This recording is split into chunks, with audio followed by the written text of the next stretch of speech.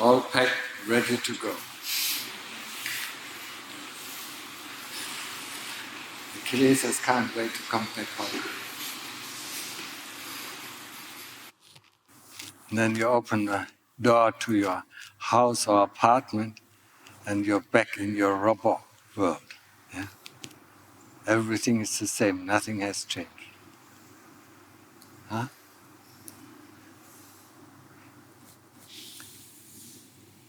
The first thing you should do is, when you open the door, after you close the door, yeah, sit down and meditate for 45 minutes before you do anything. Yeah? Otherwise, you're back, to the old thing. Yeah? You do this, worry about your mortgage, worry about tomorrow, worry about your work, worry about food, and so on, and so on, and so on. Yeah?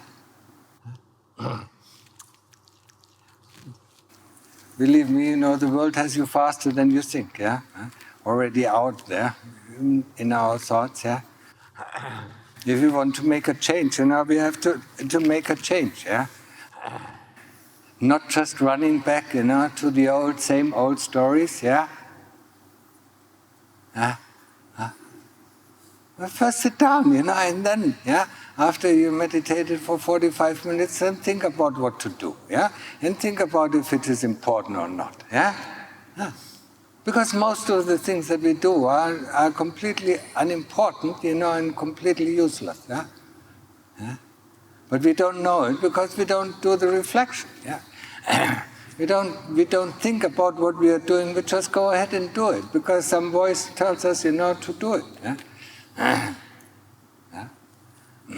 if you really want to make a change in your life, then in the morning, before you do anything, sit down and meditate.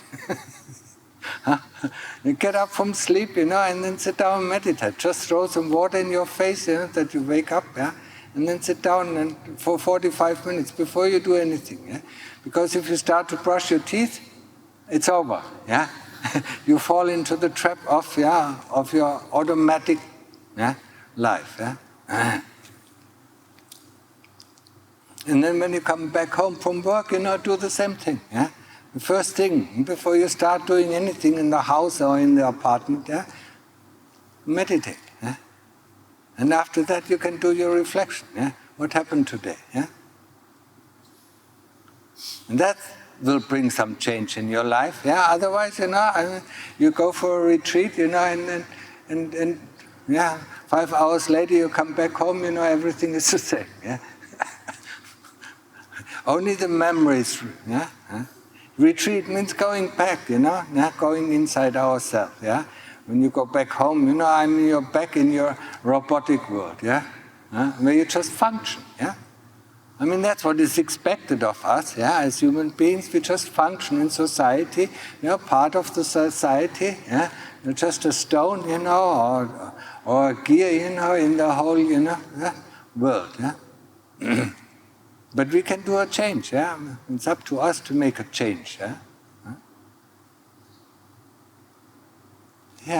looking at me. That doesn't help. Do something. It's your life. It's not my life. You take the responsibility. And remember that. Whatever happens to you is because of your own karma. Not because of somebody else. It's so nice to blame somebody for our misfortune. He is at fault, he is at fault, he is at fault. Government is at fault, our family is at fault, our parents are at fault. But we are perfect,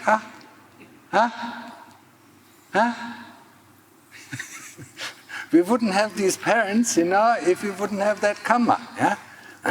We wouldn't be in Malaysia, if we wouldn't have that karma. I wouldn't have been born in Germany if I didn't have the karma. But I had the good karma, to come to Thailand. So we always have good karma and we always have bad karma. We just have to see it. Yeah? We have to see the choices in our life. Yeah? But if we run blindly after our desires, we don't see anything. We only see the desire. Yeah? We only see the sausage hanging in front of the nose of the dog. Yeah?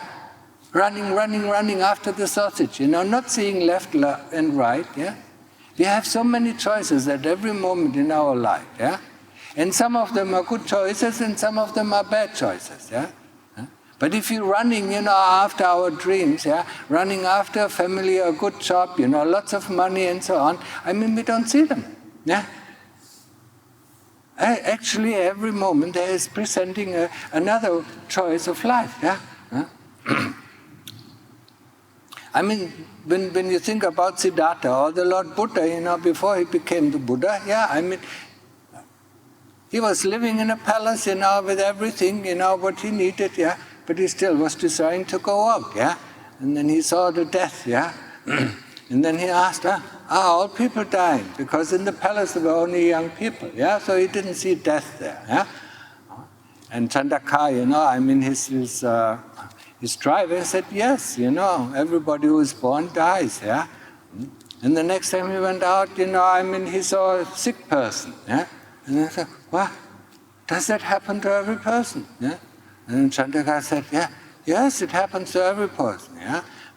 We are born, we get sick and we die. Yeah? And the third time he went out, he saw an old person. Yeah? And then he said, wow, yeah, does everybody grow old? Yeah? Yeah, everybody grows old. Yeah? And then he thought, what kind of life is that? Yeah? Where we get sick, where we grow old, where we die. Huh? I don't want this. He hasn't seen anything in this palace like that. Yeah? But he didn't have yet the solution. So the fourth time he went out, yeah, what did he see? He see a samana, yeah, a recluse. Yeah? And only that, that tickled something in his mind. He said, what is he doing? Yeah? He doesn't live the normal life. Huh? He's outside, he lives outside of the box. Yeah? Well, what is he doing? Yeah? What is he seeking? What is he looking for? Yeah? And that spurred his interest. Yeah?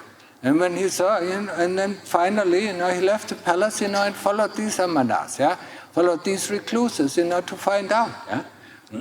And sooner or later, and then he left his family, his wife and his young-born child, yeah? And they went out to find the truth. The truth, that is beyond birth and death, yeah? But without this samana, without this, triggering, yeah, something. There are people who live, who don't live the same kind of life that we do, yeah? When you live in Thailand, you see them every day. In the morning, yeah, going on Pindapat, going on alms round, yeah, and that reminds the people that there is something else in their life. But when you live in Malaysia, you hardly see monks, yeah. You go through Kuala Lumpur, and all what you see is people going shopping and people going to work, yeah. You don't see monks, who are living a different kind of life, yeah. And that is a daily reminder, there is something else, yeah. And this is what we need, yeah, in order to be able to change our life. Otherwise, how should we know? Yeah? Nobody can blame us, We are born in a family, our parents raise children, and we are going to raise children, and they are going to raise children, and there's nothing else, yeah, than birth, raising children and then die. If, yeah, we wouldn't have the sasana, if we wouldn't have the Buddhist religion, with the monks, being an example, yeah? Or trying to be an example, yeah? Sometimes they are not really an example. So, and that is something for us to remind us, yeah, that there's something else in this world, yeah? So, and that we have a choice. We don't have to go the life, that is chosen by our parents, yeah.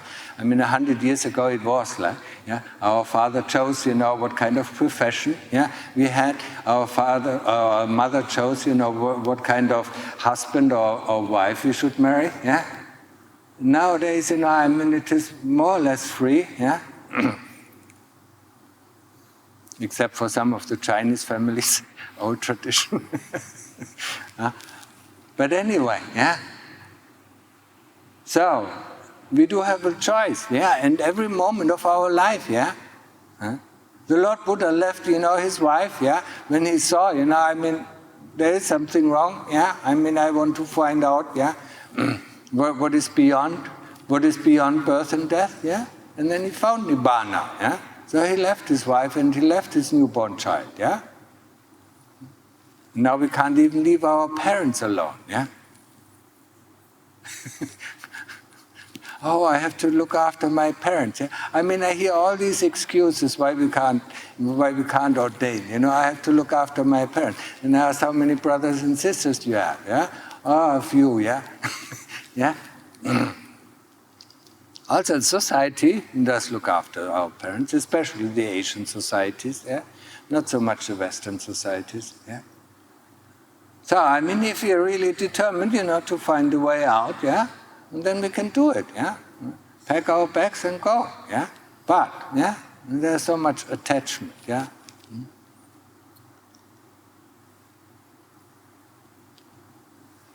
Yeah.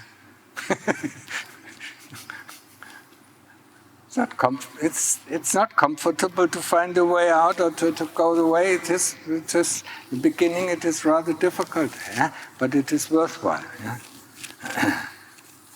Otherwise, I would have come back to the worldly life, yeah, long time ago. Yeah, we're coming back. Yeah, for me now, after over 20 years, yeah, coming back to this worldly life. Yeah, I would be just like living in hell. Yeah? You don't understand it, but yeah. Constantly, you're constantly bombarded by this request, by these requests, by that request, yeah. You have to pay your mortgage, you have to pay this, you have to go to work every day, and so on, yeah.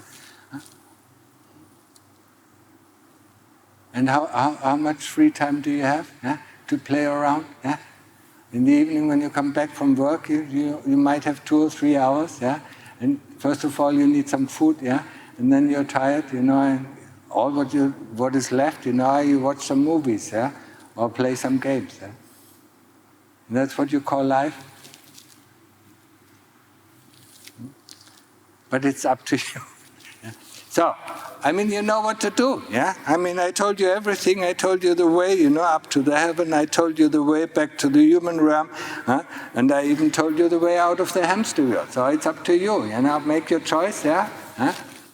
You don't have to decide right now, yeah? You can decide over the next few years, yeah? But, keep the 5 precepts. That is important, yeah? If you want to come back as a human being.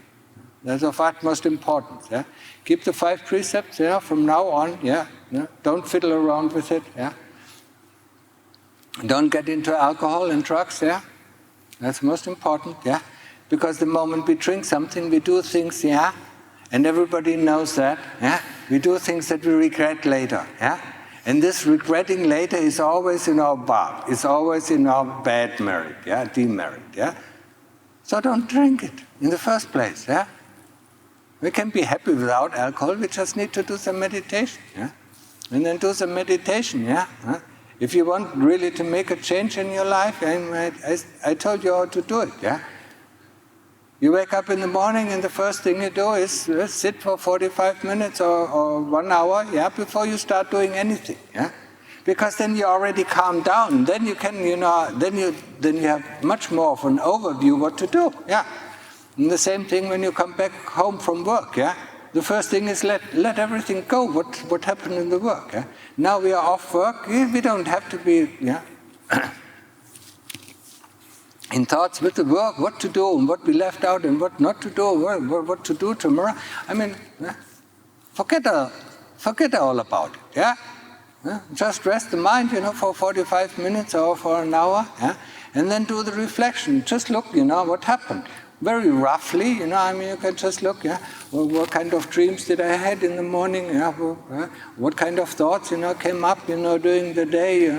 When I was eating, what was I thinking about? Yeah? Don't judge it, yeah?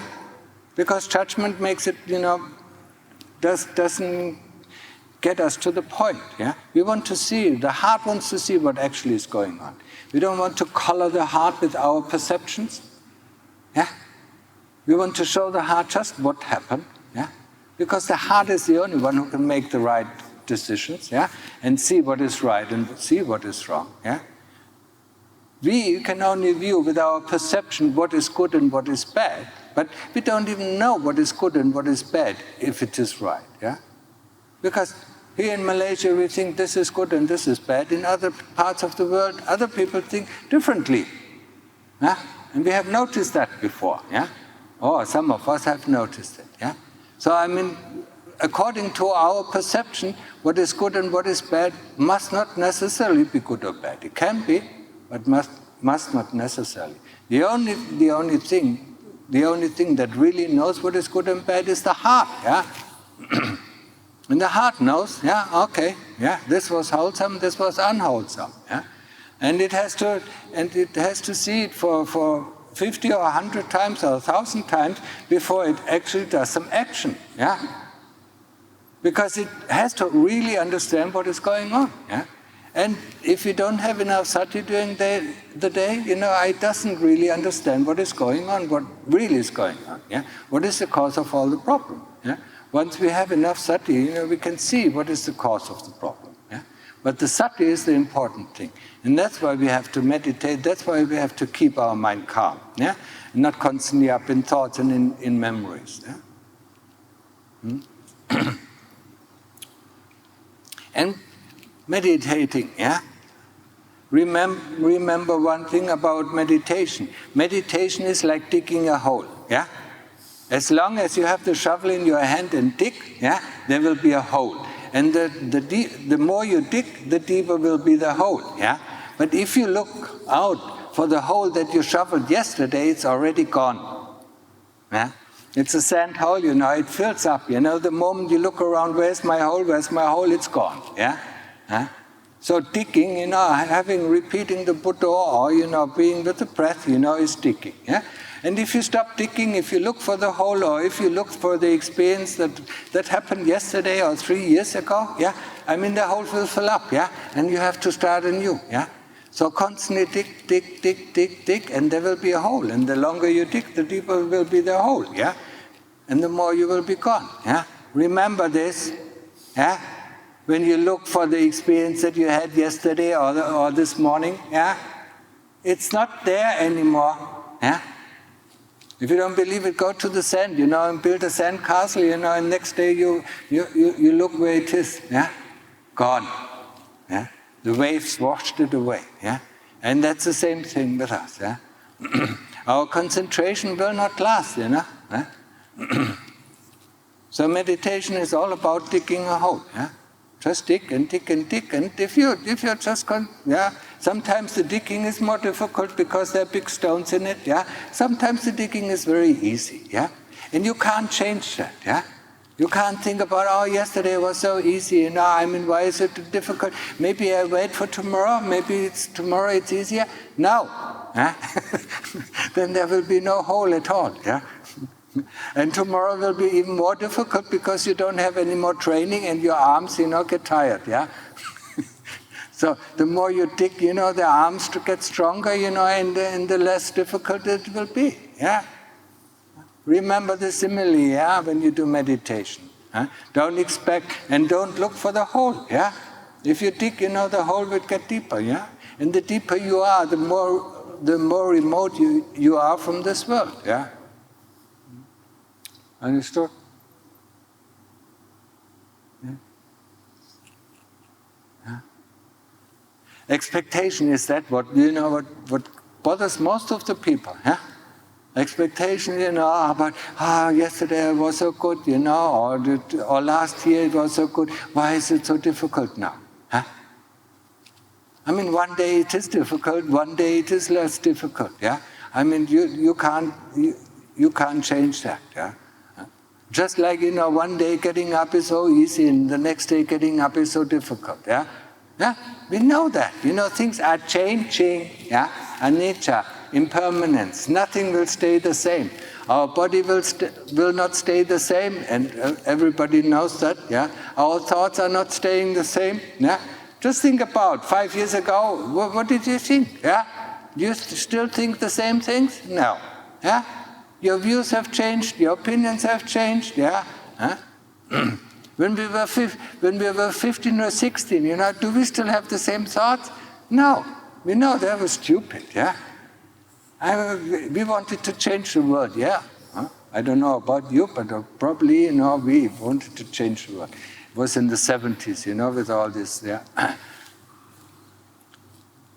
And now we look back, and think it's so stupid, because you can't change the world. You only can change yourself, yeah. And that's the thing, that's the way how to change, your surrounding, yeah, by changing yourself, yeah, not by changing other people and telling other people what to do, yeah. So, I mean, thoughts are changing, yeah, our situation is changing, the body is changing, everything is changing, views are changing, opinions are changing, memories are changing. So, what to rely on, yeah? The only thing we can rely on is on this citta, yeah, yeah? But all the things within the citta are also changing, yeah? So, get to the knowingness, that is not changing, yeah? And this is what you can do with meditation. Yeah? And the more you meditate, the calmer you get, and the less hassle, yeah, you have during the day. Yeah? And the less stress. Yeah? Where is the stress coming from? Yeah? It's piling up. Yeah? I don't want to do this, I don't want to do that, let it do later, and then suddenly, all this, yeah? Just like with your clothes, I don't want to wash them today, and tomorrow it becomes piles up, in the end, yeah, it's too much stress, yeah. But it's up to you, yeah. I mean, you see something, you do it, you do away with it, yeah. Out of sight, out of mind, yeah. Then we don't have to worry about it. Yeah? It's a German saying, yeah. Out of sight, out of mind. And there's another thing that is very helpful. Yeah? What I don't know doesn't make me hot. Yeah? Doesn't worry me. Yeah? So, knowing this and knowing that, I mean, it's all troublesome, all worrisome. Yeah? If I don't know it, I don't worry about it. Yeah, and that's wonderful. Yeah? But we want to know. That's the problem. Yeah? You want to know, what is he doing? What is she doing? What is he doing? What is up to? Just worry about ourselves, that's enough, yeah? And the more we are actually with ourselves, then the more we know about others as well, yeah? So, that's all what I have to say, yeah? Huh? You have any questions?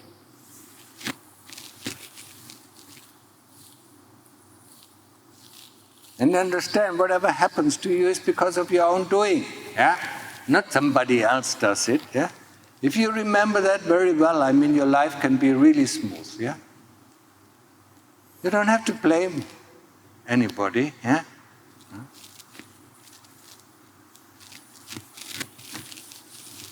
Yeah? Questions, last questions, yeah? Yeah?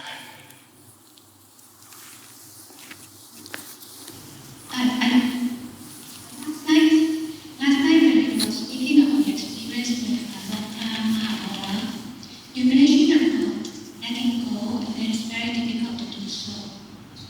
I think that's what you said, right? I don't know whether I heard correctly. Letting go is impossible. Yes. Yeah. Can you, is it possible for you to elaborate a bit further on this part of letting go? I mean, when he said this, he compared it with an ant that is at the roof, yeah, and wants to fall down to the floor, and all what it needs to do is let go of its feet, and then it falls down to the floor. And then he said, this is impossible. The ant doesn't know let go. Yeah? The ant only knows how to go one step at a time. Yeah? And then if it goes down the wall until it reaches the floor. And that is with our heart. Yeah? It only knows how to go one step at a time. Yeah? It cannot let go. But what we can do is, if greed or hatred arises, not to give in to greed and hatred. But that is not the same as letting go. Letting go, the only thing that knows of letting go is the heart itself. But we cannot command the heart. Yeah?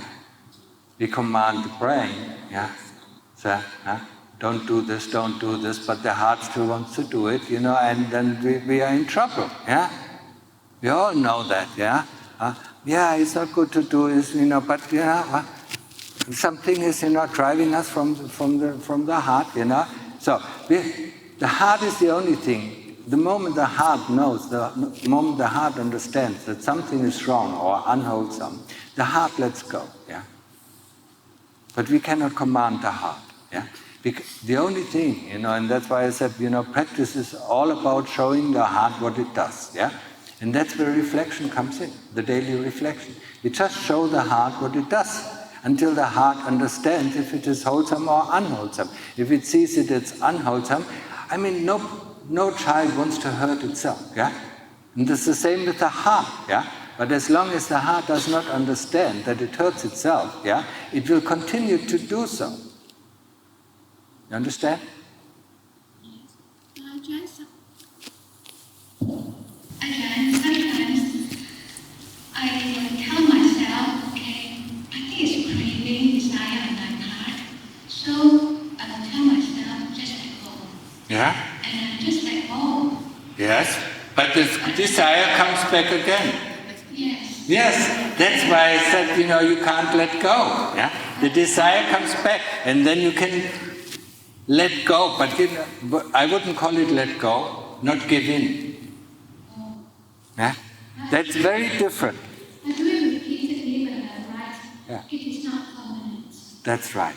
And once the heart lets go, it is permanent. There's no coming back. Yeah? Then the brain still can think, I want to do this because I have done it in the past, but the heart says no. But I feel it's good that you continue to practice. Of course. Right? Not giving in is always good. Yeah? If you know that something is unwholesome, not giving in is always good. Yeah? But it's not the same as letting go. Yeah? The brain cannot let go. The brain can only say, I don't give in to. Yeah? And if you remember what I said yesterday, whenever this desire turns up, it is always in connection with an object. Yeah? Just turn this object into something that you utterly dislike, and then there is no more desire. Yeah? I said that, the monks need to use that, otherwise they would go crazy. Yeah? Turn the things that are desirable, into something that is, loathsome or undesirable, yeah? And for the moment, yeah? It's only for a short moment, the desire will be gone, yeah? And then you do it more and more often until, the desire reduces itself, yeah? It will never cut off, yeah?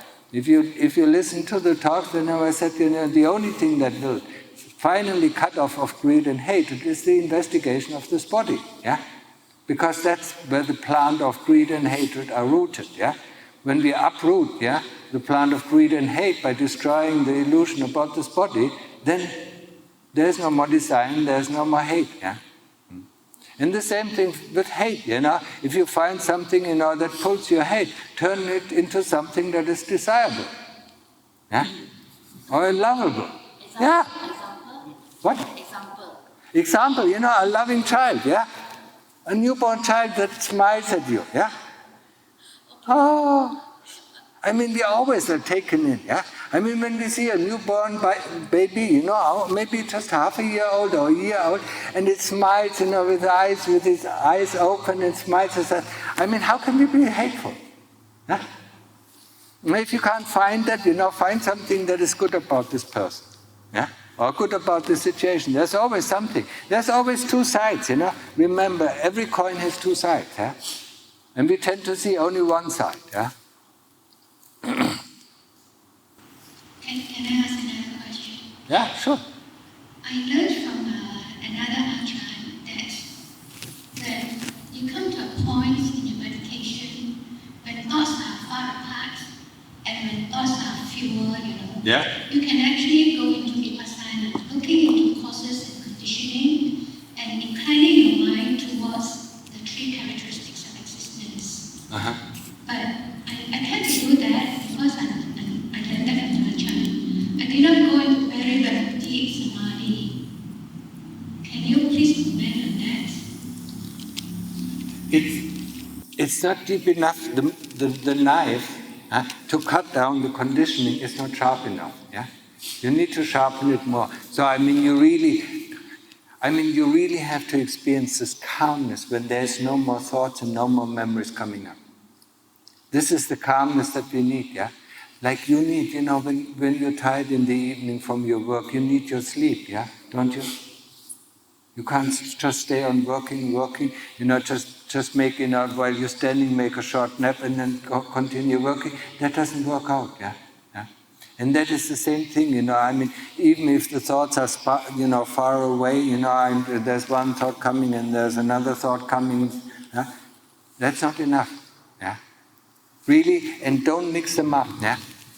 If you do samatha, you do samatha, yeah? If you do calm meditation, you do calm meditation and you decide, okay, now for 45 minutes I do calm meditation. For 1 hour I do calm meditation, yeah? When you come out of this calm meditation and you've seen that your concentration is very good, very stable, then you can go and tell yourself, okay, now for half an hour or for an hour I do just investigation, yeah? If you mix them up, you get mixed results, yeah? Lungta Mahaboa was very, very adamant about that. Yeah? Don't mix it up.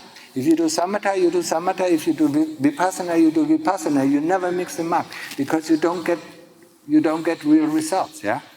You get half-hearted results, and half-hearted results is not what we need. Yeah? We need full-hearted results. Yeah? So, Ajahn, I think I'm wrong in the sense that I didn't get the deep samadhi. I think the other time you advised one of us that we should at least wait about 15 minutes or so after we get into deep concentration. Yeah. Before you go into vipassana. I tend to not follow what you have thought. And for example, I will get into vipassana, and then sometimes I know that I'm spinning a story, and then I quickly go back to my breath and get the calmness again. So that means, listening to you, it looks like I'm switching from samadhi, samatha, vipassana, and back to samatha. And that's not good. That's not good. Yeah. Okay, that's good. Just realize, it's the same thing as, you work and eat at the same time, yeah? You don't get your work done and you don't get full, yeah? So, you want to eat, yeah? While you eat, yeah? And don't be concerned with anything at all, yeah? And while you work, and don't be concerned about eating, yeah? So, if you do samatha, do samatha. If you do vipassana, vipassana. The only exception for samatha is when the pain becomes so strong, yeah? Then we are allowed to investigate pain, yeah? Okay? Sorry, if not, can I just ask? Yeah, they are just, they're already at home. This is about my own meditation. I will concentrate on my breath, and it will get calmer. And sometimes I notice this is my own experience. I'm speaking about my experience, okay? I sometimes sense that my breath is like slowly going down. Yeah. As though I'm breathing down here. Yeah. And sometimes I can Yeah. So I can sense in, out, in, out, in, out, in, out, Yeah. like a circle like that. And sometimes I will actually, when I sense that, sometimes I will actually purposely, bring my breath back to here. Yeah. Right, Then I thought,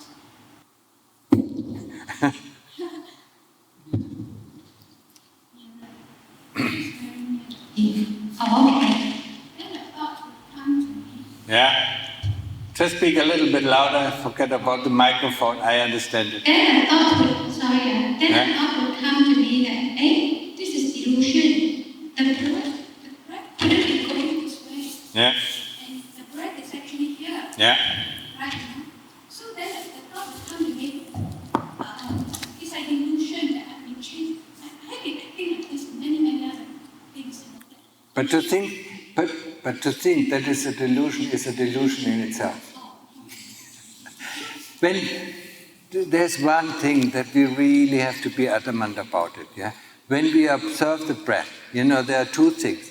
We concentrate here on the tip of the nose, yeah. If we feel it, it's fine. If we don't feel it, it's also fine. Then we know it, and this knowing drops down here to the heart. It doesn't drop down lower than this. And this knowing will know more about the breath. Yeah. In the end, the deeper this knowing about the breath becomes, yeah, the less we feel it there. But we keep our concentration here. Yeah. But the sati will drop down to the heart. Yeah.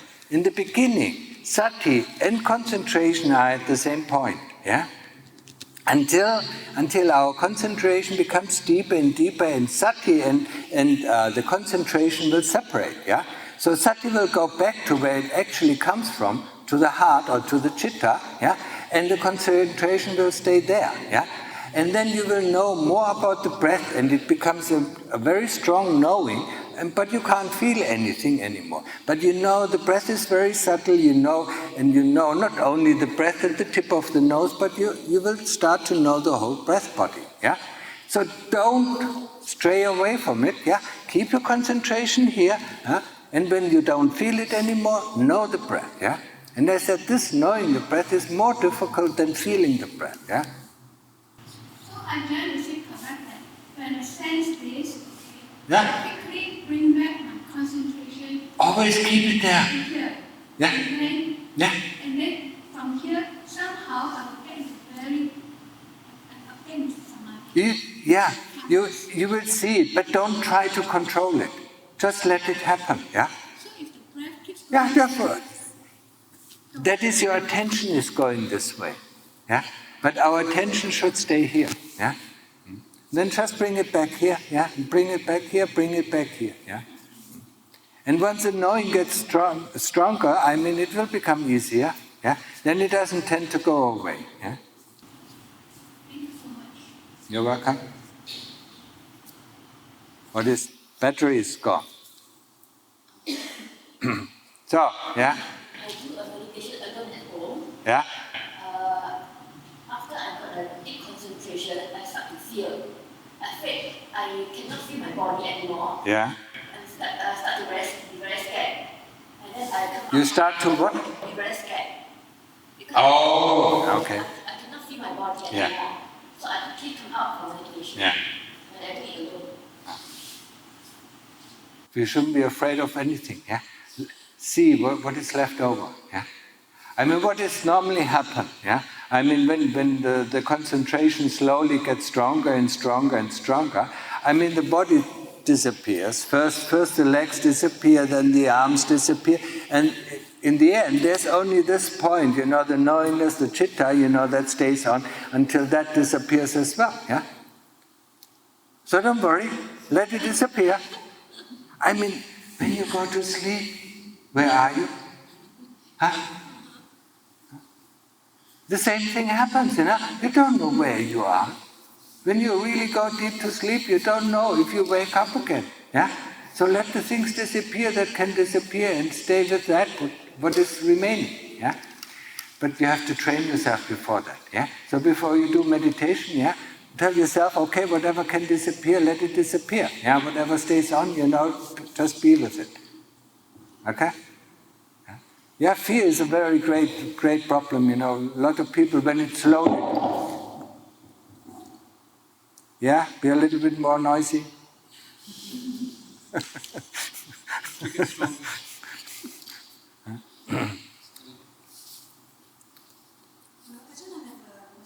Yeah. You talked a lot about the citta, Yeah. and the mind, Yeah. separation between the two minds. So can you elaborate more on the citta? What exactly is the heart? The citta and the heart and the mind are actually, you know, pretty much the same. Yeah. The heart.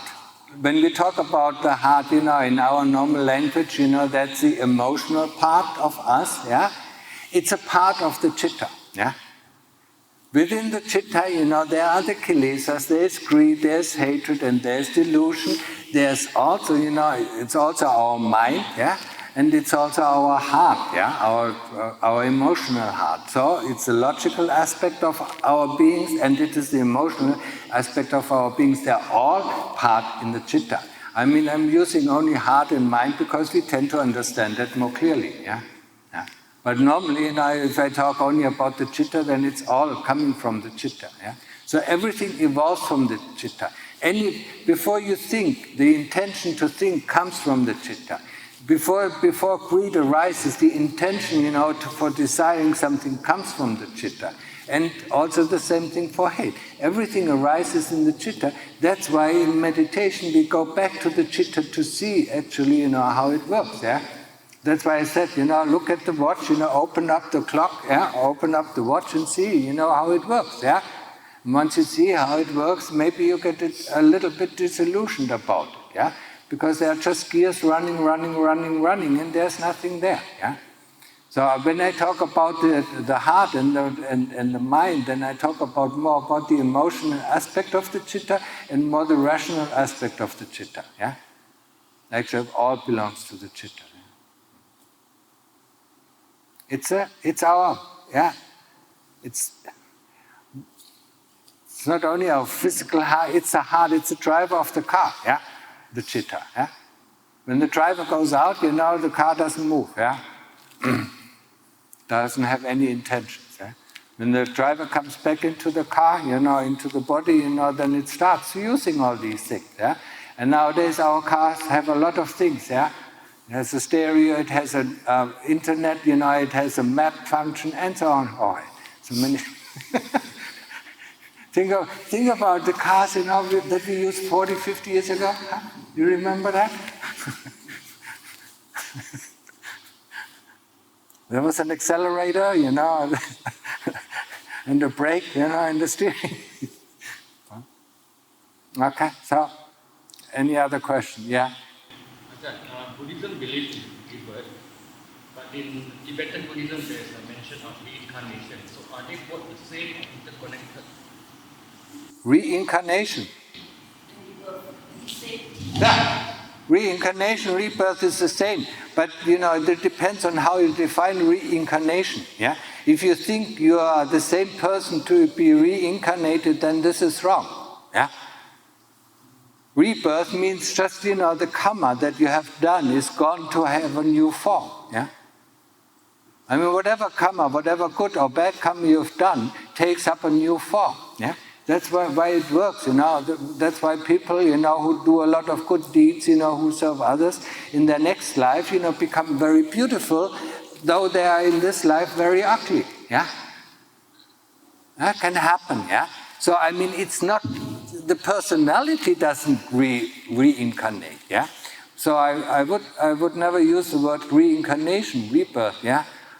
And actually, you know, when you look, yeah, I don't know, in Malaysia you don't have very long rivers, yeah? But in Germany you have very long rivers who go through different countries. The river is always the same, but it takes on this inlet and that inlet, this inlet, and flows out here and flows out there. And whenever it crosses another border, it's called another, you know, it's called another name. And that is actually what is rebirth, yeah? The karma is the river, yeah, that is changing all the time while it flows, you know, something comes in, other things go out, yeah? But once it crosses a border, once it crosses the border of human life, then it's called another form. And then it's called maybe a ghost, or maybe a hell being, or maybe a deva. Yeah? Yeah? So rebirth in this sense, that the same personality is reborn, that is BS, yeah? That doesn't exist. Yeah? So meaning the same person, rebirth, he can remember his past, that we can call reincarnation? I mean, of course a person can recall his previous birth, yeah? Not many of us can recall our previous birth. What? This I don't quite understand. No, because Ajahn said, once, if the person can recall it, recall it's what? Reincarnation. Yeah? But most of us cannot. Yeah. Yeah. I mean, there's a way, I mean, as I said, if you wish to do so, yeah, there's a way to learn it, how to do it, yeah. I mean, if you want to become an engineer, there's a way, you go to engineering school, yeah. If you want to become a lawyer, you go to law school, yeah. So there's always a way, If you want to learn how to recall your reincarnations, there's a way to do it. But you will have to learn how to practice, samadhi first, yeah? And after that, you can learn, the additional steps, how to recall, yeah, previous birth, yeah? And then you see, things are changing quite a lot, yeah? And the leading factor, for rebirth is karma, yeah? And karma changes, yeah, over the time, yeah? You accumulate more good karma, so you go up, and you accumulate more bad karma, and then you go down, yeah? And the personality, because of this karma, also changes, so you can't really say you will be the same person in the next life, yeah? I mean, look at your personality over the last 50 years, yeah? It has changed, huh? Maybe not so much, for most of the people it doesn't change a lot, yeah? But when I look at mine, it has changed quite a bit, yeah? Okay, understood? Yeah? In Tibet, okay, they look for the Dalai Lama. Yeah? They go for little boys. Yeah? They show them little boy, different artifacts, and Ah? they recognize. Yeah? So they say, oh, this guy is the next Dalai Lama. Yeah? So that's why they go to the Buddhist. Yeah, I do understand that, and to a certain degree it is possible, yeah? If these people, these Dalai Lamas are trained in meditation and trained in certain spiritual faculties, yeah? There are people, who can fly up in the sky, yeah? There are people who go through walls, yeah? So I mean, if you want to train that, you can train that, yeah? But what's the purpose of it, yeah? So these things, can exist, but I don't know if it's always true. And what is the purpose of it? Huh? I don't understand what is the purpose of it. Because the knowledge that he has gathered, the knowledge that he has gathered, in his previous lives, will not be there anymore. The insight of wisdom he has gathered in his previous life, yes, will remain, yeah? But the knowledge will not be there anymore, yeah? That's why each life, we have to train again, whatever is called knowledge, we have to train again. Whatever is, whatever is ability, we don't have to train again, yeah? We have to, just to refresh it, yeah? So any kind of wisdom, can be refreshed, yeah? That's why, that's why an arahant needs so many lifetimes, in order, to build up on his wisdom that he gathered over all these lives, yeah? So that he can make it through, yeah? Also a Buddha, if nothing of this wisdom, remains, yeah? He has to train so many things, yeah? These 10 perfections, yeah? Okay?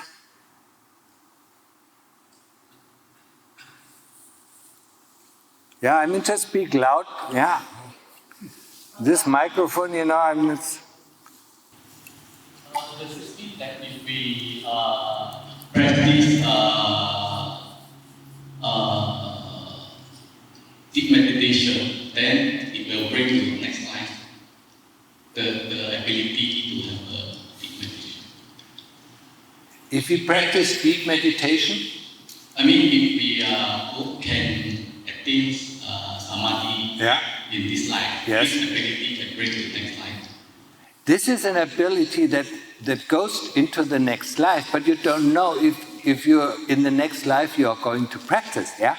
Because in the next life you're very unlikely to be a human being, yeah? And if you're not a human being, are you going to practice, yeah? But it is like a language that you have learned, in the beginning of your life and never spoken again, I mean, it comes back rather quickly, yeah? Yeah. So I mean, this training, I mean, if you have trained in the last several lives, trained a lot of samadhi, yeah, and then you start in this life, yeah, maybe at the age of 30 or 35, yeah, it takes you maybe a few years, but then you really get the kick, yeah. Then it all comes back, just like the memory comes back, yeah. The memory, the citta memorize everything, yeah? And each ability, yeah? I mean, think about, when you think about the professions of this world, yeah? Think about a doctor, yeah? I mean, if he for the first time in this life, trains to be a doctor, I mean, he will be not an outstanding doctor. But if he trains his profession for 7 lifetimes, yeah? Then he will become an outstanding doctor, yeah?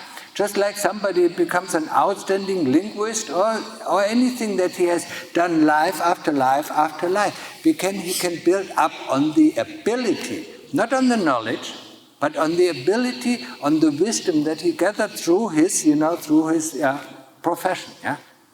So an engineer, there are lots of mediocre engineers, but there are some really genius. Yeah. So these geniuses come through, through their ability, working life after life in the same kind of profession, yeah. So, and that is the same thing for practitioner, yeah. If you've done that, if you've trained, in your previous life's jhanas, instead of entering into samadhi, you will enter into the jhanas automatically, yeah. Because you've trained them before, and your citta automatically knows where to go, yeah. But if you never trained it, it takes you a long time. Yeah? So this ability always will there. Yeah? This ability will never diminish unless you don't do it for 1,000 lifetimes or something like that. Yeah? But most likely we will do the same thing or similar things. Yeah? Okay? Yeah? Why is our citta still ignorant or don't know helping people reborn? Does anybody understood the questions? Can you repeat? It's been our citta. Yeah. There's still now Doubt. There's been why all this citta have some doubt and it was on board. Because we have not eradicated doubt yet. Yeah? You eradicate doubt. The only one who eradicates doubt, is the Sotapanna, is the stream enterer. Otherwise, you do something and it doesn't work out and doubt arises. Yeah? Huh? You're impatient and doubt arises. This is not working, let's try something else. Yeah? Today I do meditation, I do it this way, it's not working, let's do it another way. Let's find a better hole, let's find a better ground, and then there's no meditation going on at all. Yeah? Because we always try to find a new method, how to go deeper. But actually, if we would stick with the same method, yeah. So doubt is always there, yeah. And it sometimes comes in. It comes through our own karma, yeah. Because in the past we doubted this and we doubted that, Even if we had, even if we went with the Lord Buddha, listened to his teaching, not everybody, believed the Lord Buddha, yeah. And some people disbelieved him, and said, what he is teaching is not true. And this comes back to us, 100,000 times, unbelievable, indefinitely times, yeah. Just uttering this disbelief towards the Buddha, yeah. So there's nothing you can do. The only thing you can do is, enter the stream, and then there will be no more doubt. Yeah?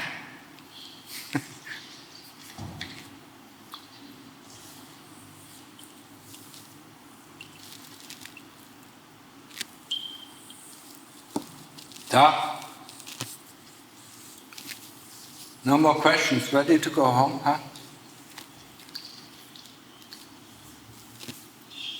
Yeah? Just one question. The world population is getting more and more. People are just living, procreating, working. What's the meaning of this? What is the big picture? What? Everyone to take with Nirvana? Or is the world just... When you know that 70% of the human population don't even have a choice than to go to hell, yeah? And 30%, are swaying, one day, they want to, and the next day, they are taken in by life, and they want to, they are taken in by life. So most of the people have no interest, than just to fulfill their desires. And when you look, you just sit there somewhere in a street cafe, in Kuala Lumpur, and look at and observe the people for 1 or 2 hours, and then you understand, yeah? There's some understanding, they're just rushing after their desires, yeah? The number of people is, if a lot of people serve their sentence in prison, yeah, then they will come out and flood the world, yeah. And that's it, that's the explanation of most of the Kuba Ajahns in Thailand. Yeah, people have a break from hell, and they just flood the world, in order to, and sooner or later, maybe in a decade they're all gone. They're going back to hell, yeah? And then we have, more time to ourselves. Some of us. But you probably have to work, you have to probably start farming again, yeah? Because all these fancy jobs don't exist anymore, yeah? Everything, everything, yeah. The civilization is going towards its end, it will disappear, just like the last civilization. What did the Lord Buddha say? He is the fourth civilization, he is the fourth Buddha on this earth. That means there have been 3 Buddhas before him, and each Buddha has a civilization, yeah? And what do we know about the last civilization? We heard something about it, Atlantis, yeah? What was the civilization before, yeah? We heard, some of the psychics, said, yeah, it was called Lemuria, it was somewhere in the Pacific Ocean, yeah? But the first civilization, we have not the slightest clue, it has been such a long time ago, yeah? So each civilization completely disappears, yeah? Until, the teaching of the Lord Buddha completely disappears, until the next civilization can start over again, yeah? And that's what is going to happen. We are just at the brink of the civilization. Yeah, the last civilization was a great disaster. Went down. In a big flood. That mostly, all of our civilization can recall. Yeah, but there are always people left. Yeah, so. If it's our karma to stay on, then it's our karma. If it's our karma to go down the train, then we go down the train. But hopefully with the Buddha in mind, yeah. Yeah? We don't know, yeah. And it's good, yeah. If you know that you die tomorrow, yeah. Well, what would you do, yeah? Most of the people would do very stupid things. They were worried all the time. Yeah? Some people would do the right thing and say, okay, if I die tomorrow, let's just stay in Buddha, yeah? Meditation. Yeah? Now, we don't know what is going to happen tomorrow, and most of the time it is really a good thing. Yeah? So we can, we can do, whatever we feel it is necessary to do. Okay? Question answered. I think related to that also, right? We live lives that are more complicated. Yeah. We are inundated with technology. Smartphone is just makes us completely mindless. And you cross over from layperson to monk, right? So Sorry? You were a layperson Yeah. and you became a monk. Yeah. But this is the world that we live in Yeah. now.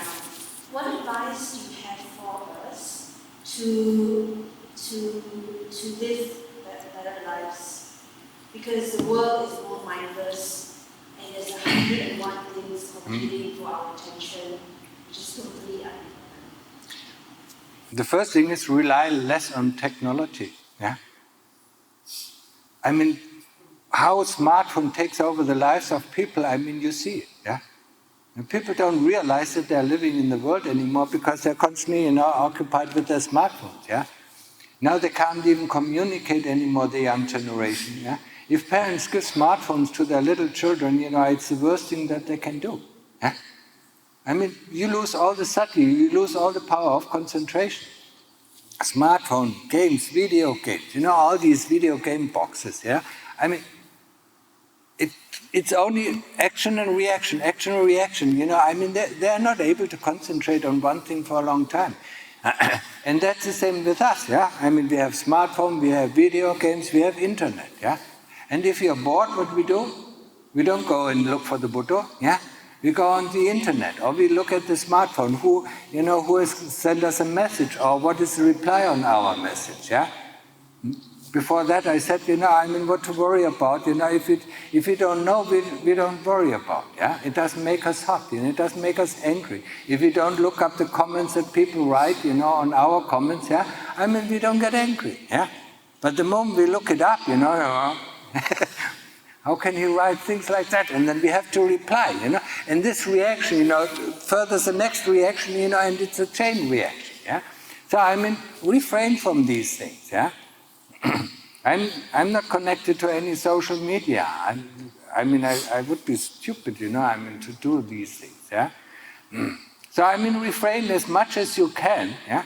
I know, you can't live without a smartphone nowadays because, your business or your work requires you to have one, yeah? That's already bad enough, but, then just use it as a phone, yeah? But it is very difficult just to use it as a phone, yeah? The moment we get bored, we look into these things. What is there? What is there? Let's try this out, let's try this out. Yeah? There you have to restrain yourself. And the other thing, what I said in the beginning, is you start the morning with meditation. Yeah? And when you come back home, you do another meditation, and then please do the reflection. Yeah? This reflection sorts out a lot of things that are completely unnecessary, yeah, in your life, that doesn't add up to any value in your life, just drains your energy, yeah? And you will see that over time. So if you're really to do that, in the beginning it might take you half an hour or an hour, just this reflection, yeah? As much as you can remember. If you don't remember, just skip on to the next thing, yeah? Don't try to remember, because that takes too much, yeah? That don't remember, yeah? Let's have more sati, and then go on to the next thing that you remember. And there might be 2 hours or 3 hours in between. That doesn't matter. As long as you do it, continuously, and you will see over the time it will get more and more detailed. And the more detailed it becomes, the more the citta understands what is going on, yeah? And the more the citta can control it or can handle it, yeah? Or let it go, yeah? And in the end, if you do it regularly, you just sit down, and the whole day runs down like a film, yeah? In 5 minutes, whoosh, yeah? And the citta is so fast, it understands everything, yeah? But you have to train it. And lots of people, after 3 or 4 times, they forget it, yeah? Because it is something that undermines the power of the kilesas, yeah? They like to act in the dark, yeah? And if you shine a light on it, how they act, how they react, what they do and what kind of results they have, they don't like this. Yeah? It undermines their power, it undermines their authority, and they are going to fight back, yeah? By forgetting the most important things in our life. Yeah? So that is the only thing you can do. Yeah? Don't try to control the situation. Yeah? Try to be more aware during the day. Yeah? And do the reflection, yeah, and don't get so absorbed into all these technique, yeah. That it makes the perfect soldier, yeah. all these war games, all these handphones, yeah, all this internet, yeah. I mean, the younger generation doesn't think anymore, yeah, what is good and what is bad, because it sees it, I mean, just shooting up some people, it's good, yeah. The more I shoot, the better it is, the higher my score, yeah. Yeah, I mean, sorry, yeah, but that's the way it is, yeah. For the government, for the people in power, that is the perfect human being. It is a robot, yeah. And that's, and the more things we have to play with, the more we become robots, yeah? And that is exactly the contrary to meditation, where we become human beings again, yeah? Where we think for ourselves and don't actually believe what other people are telling us, yeah? We have a heart, we can decide, we just need to look, what is good and what is not good, what is wholesome and what is not wholesome, huh? Okay? Can we break the reflection into two parts, like lunchtime parts and then evening? Do it like you want, I mean, that's fine, if you have enough time at lunchtime, yeah? Huh? As long as you do it, yeah? When you do it, I just was a suggestion, normally, when we sit in meditation, and let the day be the day, and then afterwards do our reflection, that's normally a good time. But you can do it any time, yeah? But don't do it before you go to bed, because then you're sleepy, yeah? And you will never finish it. You just want to watch the breath before you fall asleep. Yeah, I mean, that's what the Lord Buddha says, I mean, we are aware of when we fall asleep, of if we fall asleep with the in-breath or the out-breath.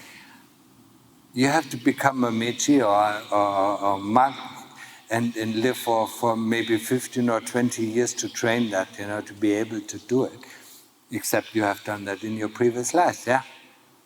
It's very difficult, yeah? Yeah? But it's of course good, if we have difficult things that we want to do, yeah? Just keep it in mind, yeah? Keeps you more attentional, yeah?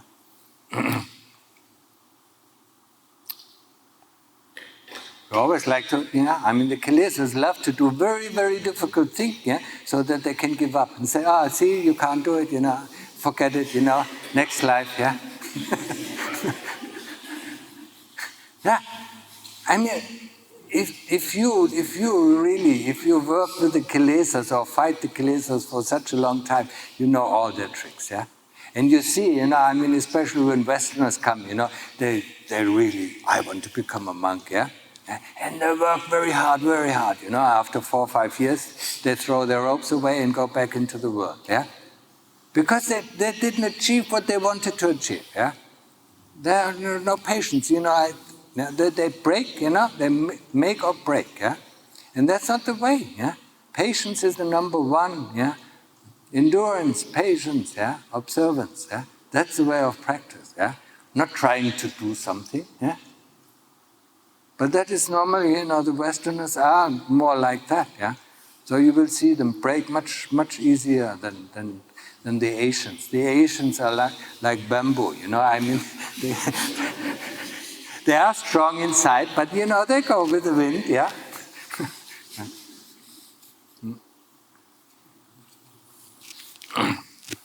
But the Westerners are stiff, yeah?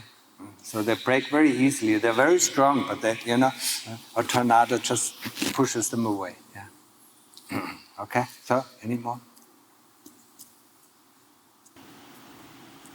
Yeah? Ajahn, what do you think about internal dialogue? One Monday he told me, don't think so much, you think about. And I don't know, I do a lot of internal, we say, internal dialogue. And I look up the problems. And I know that end of the day, it all boils down to To what? desire. Yeah. Okay, which is my second one.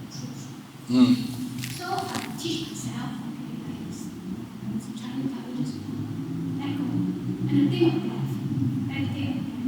Then it's okay. And most of the time I end up, can I say wholesome thoughts? Really kindness, forgiveness.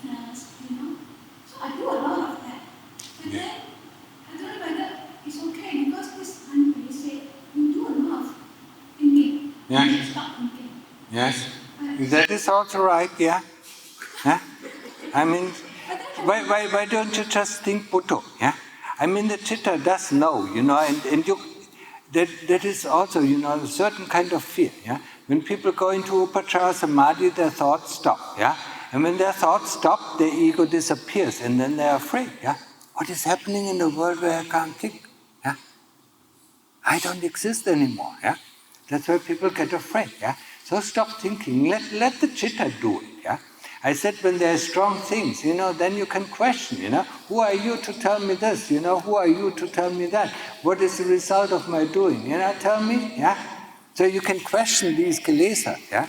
But don't use this internal dialogue, because then you get stuck with this dialogue, yeah? And never get to calm. So instead of thinking this or thinking that or internal dialogue, do Buddha dialogue, yeah? Buddha. Ajahn, Yeah. I just read this book. It's an autobiography of Ajahn Martin Piyadhammo. Yes. And I think before perhaps became a noble disciple, he spoke about an incident, he spoke about many incidents, one of which is despite a story about himself, getting a job, getting how he courted a girl, married, and how he went to pregnant. Yeah. That is developing wisdom. That is not samadhi. Yeah, but finally, because of this story expanding, Yes. he decided not to this road because Yes. this kind of life is horrible. Yeah, but you are not a mechi yet. I mean, do you know who Lumpuli Tamatara was? Yeah, he was the King Asok. Yeah, you know King Asokarang of India. Yeah, you heard of that? Yeah, and he was at the time very, very cruel, Yeah? And at the other time he had a lot of magical powers. Yeah, when Lumpuli Dhammadharu, went on a bus, and just wanted to buy something in a shop or get some business done in a shop, yeah. The bus driver said, "No, I don't stop here," And then suddenly the bus, the engine stopped, and then Lumpuli Dhammadharu went out, did his business, in the shop, he came back, and then he told the bus driver, "Now you can start the car again." He had lots of magic powers, yeah. To take him as an example for ourselves, it is beyond our abilities, yeah. I don't mean. Yes, I understand the story. I know the story because I also read the biography, I know it's really fascinating, yeah. And this is a story that takes on in a monk, yeah. The moment, after 5 or 10 years, you'll be in ropes, and you still can't let go of the desire of, leading a worldly life. Then you build up this story, to discourage you. Yeah? So sorry, Ajahn. It means I should not have this internal dialogue. I thought this will also help me to gain some wisdom. Yes. That is happier life. Yeah. That is completely okay, yeah? You were talking in terms of samadhi to have this internal dialogue, yeah? No, samadhi is samadhi, investigation is investigation.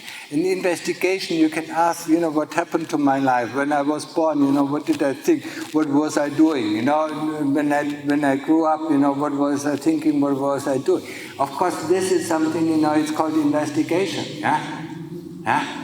It is, it is looking at our life, yeah? That is perfectly fine. Yes, of course. Can I do both? What? Can I do both? Not at the same time. Not at the same time, of course. Yeah, No. of course. Okay. Yeah. And then look more in the body, where the desire comes from. Yeah? Huh? Have a look at the body, that grows old, yeah? That you train for 15 years, you can use for 30 years, and then you grow old for 40 years. Yeah, look at that, yeah?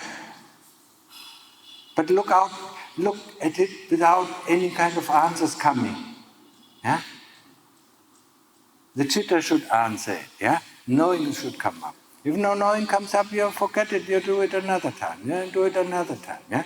Until the citta understands, yeah? We have to teach the citta, yeah? But the citta will know, yeah?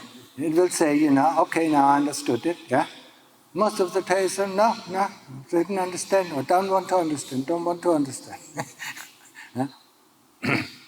Yeah, sure, that is okay, yeah? But if you see you do too much dialogue, yeah, and your samadhi is not going well, then you should do samadhi first, yeah? Yes, I understand.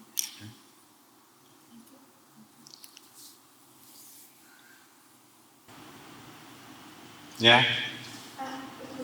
Just give some examples of the reflection that, like, Ajahn was saying that we should reflect. What are the examples? Is it like if I When I woke up, what kind of thoughts did I have? Huh? And then what did I do then? Yeah, I brushed my teeth. What did I think of? What kind of memories came up? Yeah? Huh? What did I do then? Yeah? I ate something or prepared something for eating. While I was eating, what did I think of? While I was preparing the food, what did I think? What did I do then? I met this person, what did I do? How did I react? What were my feelings? And so on, yeah? That's reflection. checking whether there's mindfulness awareness. Yeah, of course it raises awareness. What else does it raise? Yeah? It raises insight in our action and reactions, yeah? Huh?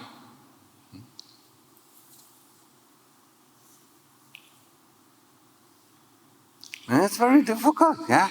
Because we don't like to know what, we like to know what we do, but we don't want to know the results of our doing, yeah? And that is exactly what the reflection should show us. The results of our actions, the results of our words, yeah? The results of our physical actions, yeah? And even sometimes the results of our thoughts, yeah? When you wake up in the morning, if you have a bad thought, it colors the day, yeah? Or how long does it color it, until a new thought comes up and colors it differently.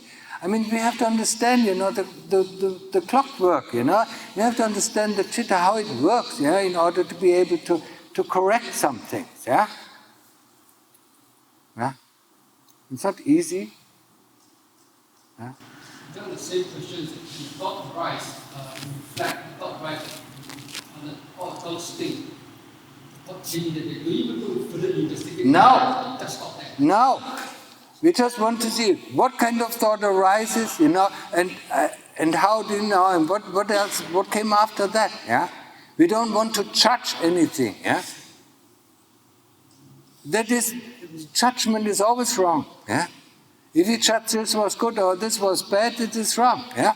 If I didn't catch something, the only thing that we should do is, tomorrow I will go through the same situation, let's have more sati. Let's have more awareness of knowing what is actually going on, yeah? If there's always the same problem with a person, it takes us a long time until we get complete sati, complete awareness in the situation, and then, in our reflection we see what is actually going on, yeah? Don't expect, to get immediate results, yeah?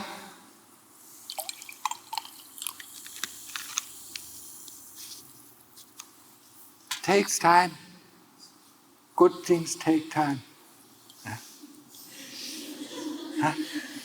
German say, good things take time.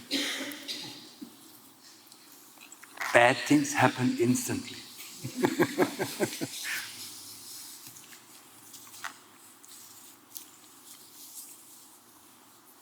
Okay?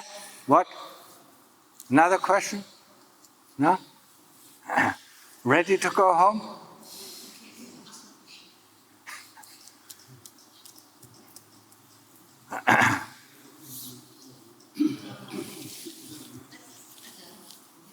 Yeah?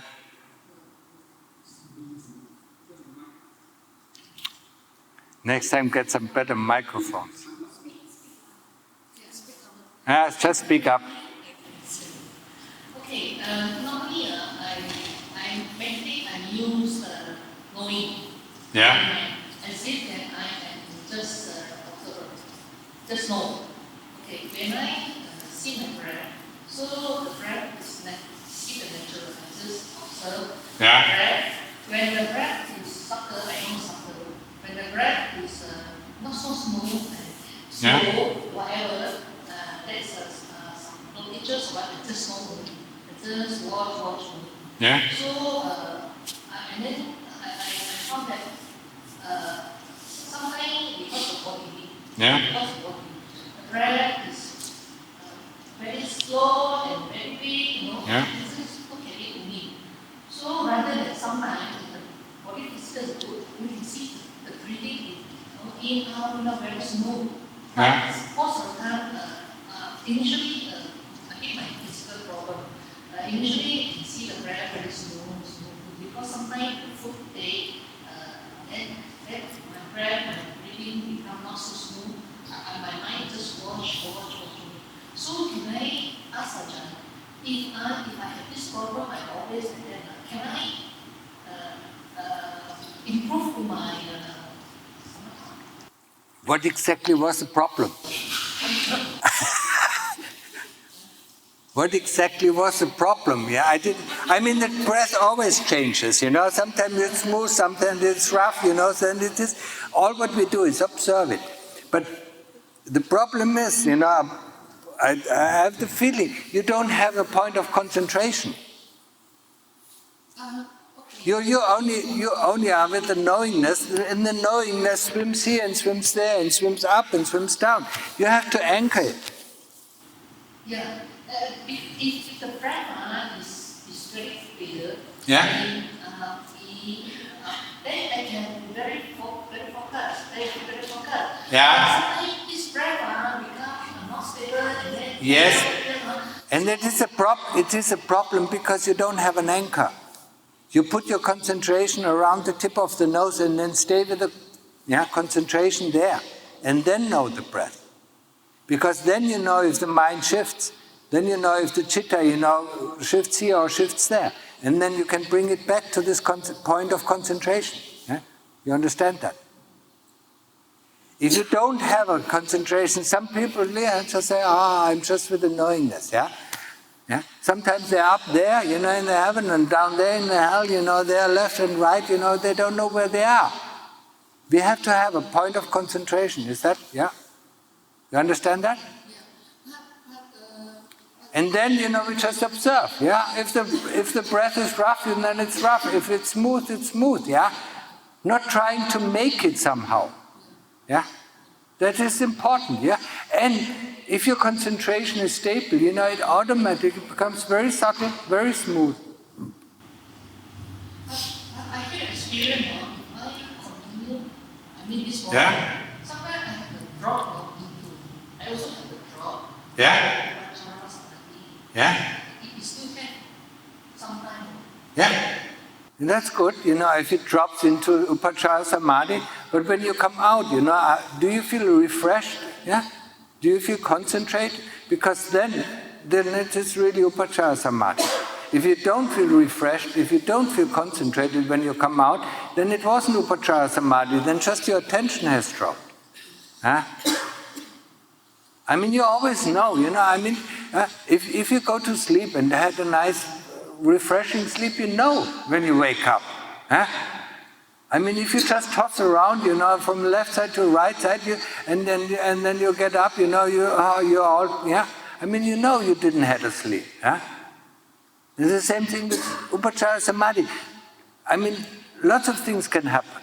Very different things to very different people, so don't listen to other people's experience, Just know your own experience, I mean, the only thing that is common for everybody is when he comes out, he feels refreshed, and especially concentrated, focused, That's always the sign of being in Upachara Samadhi, And when you come out of Appana Samadhi, there's no doubt that you have been in Appana Samadhi, Just find a point of concentration, keep to it, And it is not easy, Because, once we get calm, we want to stay with the calmness. And then we shift from the nose, to the calmness. And then we shift to the happiness, and then we shift to the roughness of the breath. And we're constantly shifting.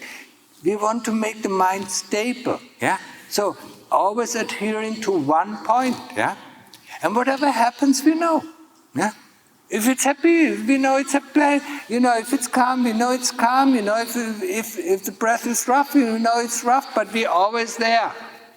Yeah? This is our anchor. Without our anchor, we get lost. Yeah? Try to go into whatever it is, the Indian Ocean, and you don't know where is north, south, east, west, yeah? You're just drifting around, yeah? But you see, you always think, I'm in the ocean, yeah? Huh? So, Ajahn, if there is I know that it's not a light here, Yeah. so it's showing that we are concentrating. Yes. Yeah. I mean, if a light appears, it is always a sign of concentration. If the light becomes stronger and stronger, yeah, I mean, and if it is just like with the pain, if it gets distracting, then we slowly pull in the light, into our citta, yeah. This is something you have to learn how to do it. I can only, tell you what to do. You have to do it yourself, yeah.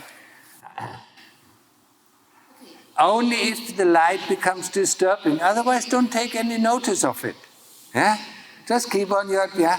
Most of the time it just disappears, yeah. The kilesas want to pull us all with these magic tricks, up, to get our distraction, yeah. To be able to distract us. Once they are able to just distract us one time, then they find something else, and then so, very quickly we are out of samadhi, yeah. So don't get bothered by it, just know there's a white light, and as long as it is not distracting, yeah, as the pain, yeah, then you can investigate the pain or pull in the light, into your citta. Yeah? Okay?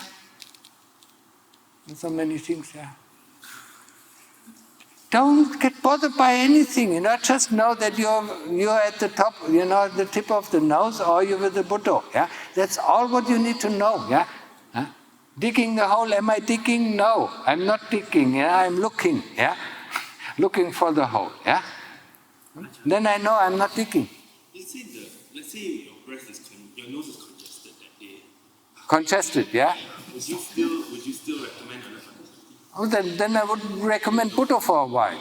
Yeah. I mean, if you're hard to breathe, then I would recommend Buddha. Buddha doesn't need the breath, yeah. And just to confirm, walking meditation is just to support the sitting meditation, right? No. You can. Oh, I mean, if you can walk, you can go into Upachara Samadhi and walking meditation the same way, yeah. You cannot go into Appana Samadhi, but in standing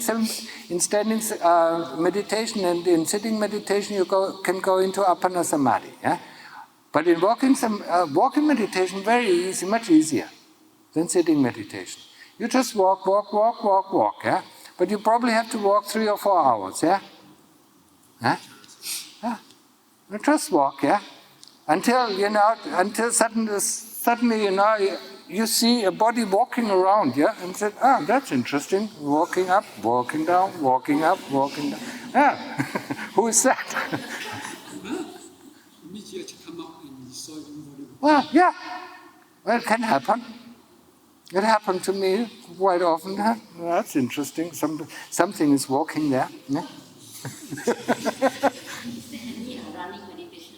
No running meditation. You can't get out with running meditation, yeah? So, you say about the walking meditation, you can go to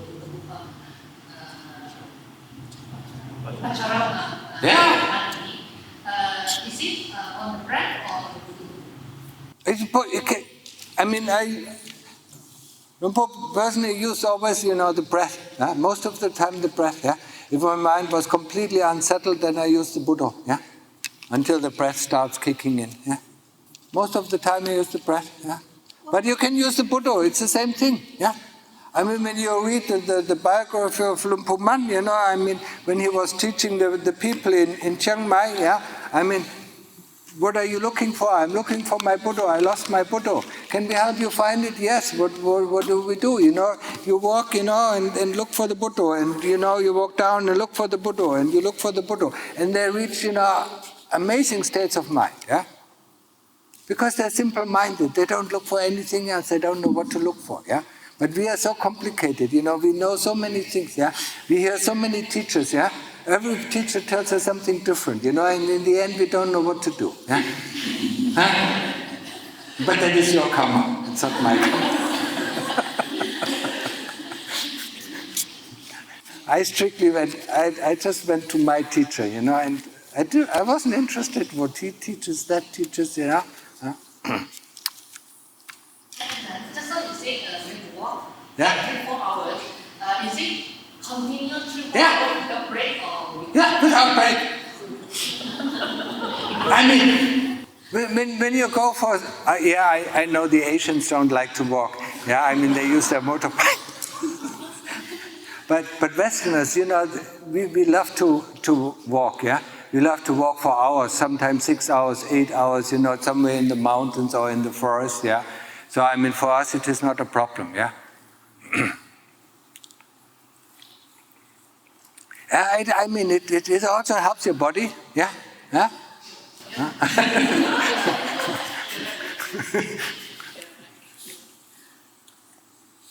And all the Thai Kuba Ajahns love to walk, do walking meditation. Lungda Mahaboa was constantly doing walking meditation, yeah? The only exception was Lumpur Sao, yeah? Lumpur Sao was doing sitting meditation, yeah? Okay, so?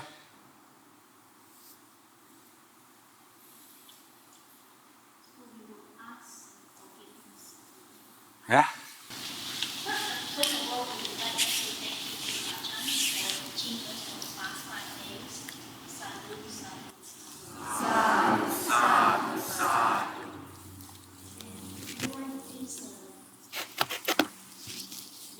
And you better forget it as soon as possible. Huh?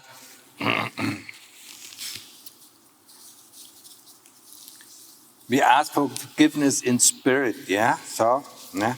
I mean, if you don't know the Pali, you can ask it in English, yeah? You don't have to ask for permission, yeah?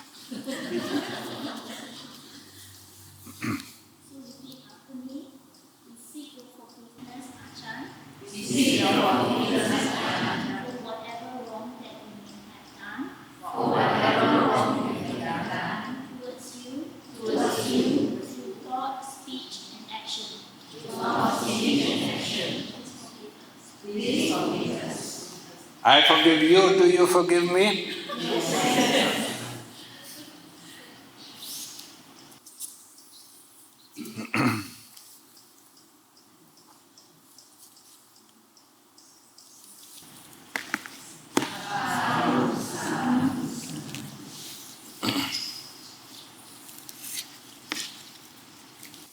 So who needs some nice flowers in his house? Or her house?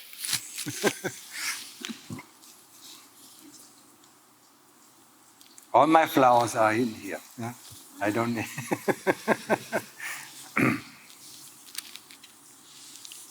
So, what else?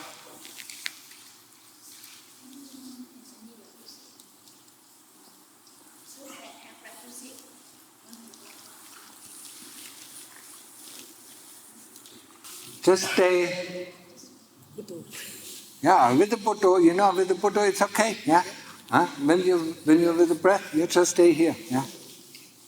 Keep your concentration at one point. So, let's come.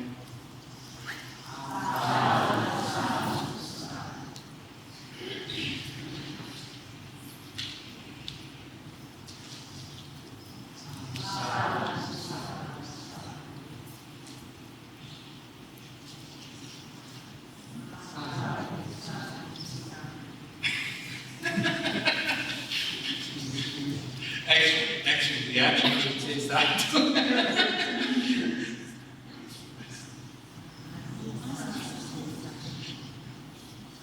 But you can reach rejoice in the generosity of others, that's fine.